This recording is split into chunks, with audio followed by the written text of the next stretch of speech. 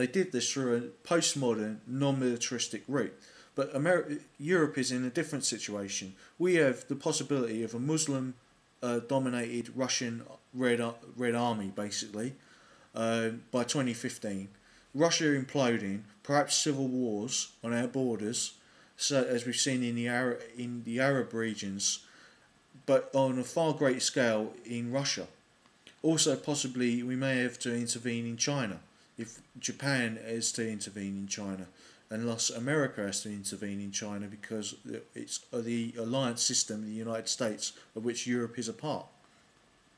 No long-term confrontation between Europe and the United States against Russia can be won by Russia, but we need to have the ability to make sure that it is a swift, a non-lethal confrontation where we can stare down Russia rather than have to actually militarily intervene.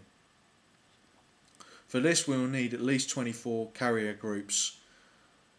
We will need millions of men and women in the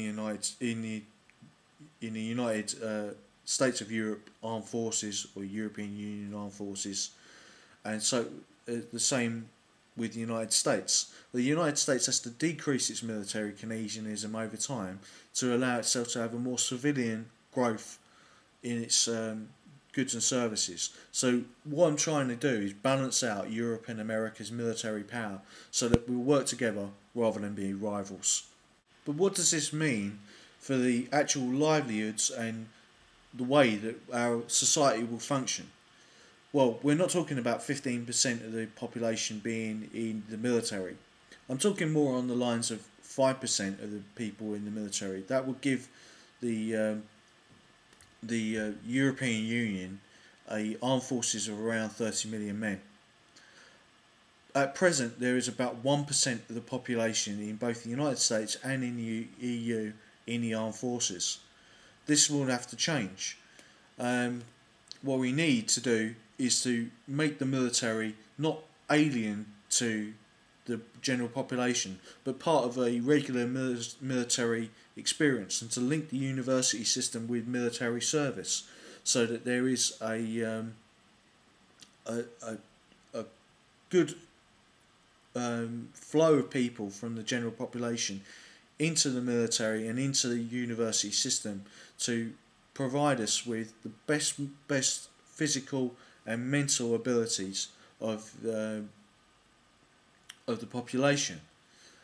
This would thus filter down through the rest of the population to provide better working conditions, better intellectual and physical standards for the general population. I would, for instance, put marathon running, boxing and jiu-jitsu into the education system to make sure that the formative years of education provide us with people who are physically and mentally capable of doing military service. At present, many people who leave school are not fit for military service and are rejected. This would stop a wasteful use of loss of money where people are being trained but are not attaining the standards of military service.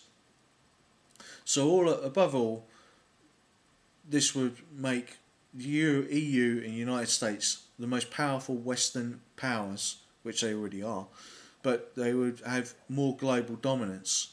We would thus be able to, if we had 24 carrier groups with perhaps guided missile battleships and cruisers and destroyers in each carrier group to protect them, would be able to allow for the United States to decrease its naval power. It's in effect using negative trade to stop or blockade other people from trading in the world, and that would be the deterrent that prevents people going towards war.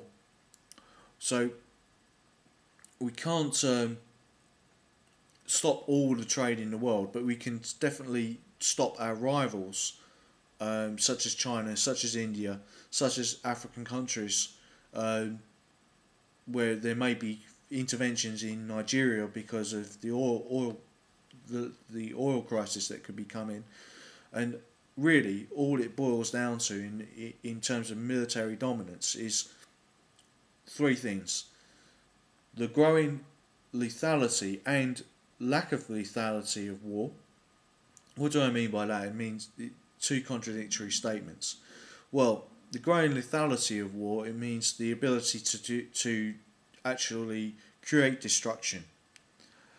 But our illethality of war means that the less and less human action is taken because of the fewer and fewer humans involved in the actual war fighting.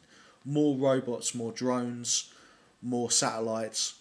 In the militarization of space will take place, and human action within full spectrum dominance warfare, although low level warfare, you will see more and more human action in that, in terms of counterintelligence work. But also, the end of the carbon petrol oil age and the introduction of solar power, space-based solar power, fuel cells, hydrogen fuel cells and fusion power will revolutionise the ability of nations to function, because there will not be so much scarcity in fuel resources as there were before. You know, this was also tried by Tesla, but JP Morgan stopped him in the 1930s with the Tesla coil because of the problems of pricing an unlimited amount of energy. What this will mean is also perhaps the ability to colonise space eventually, and the demographic. The third point is the demographic turning of even countries like Bangladesh and other third world countries are not growing in terms of population anymore, and the advanced world, the Western world, may be able to reverse its population decline and thus expand. That's why I did the video on 2030, 2050 European world, dominated world, and I believe that this can be possible again. Thank you for listening.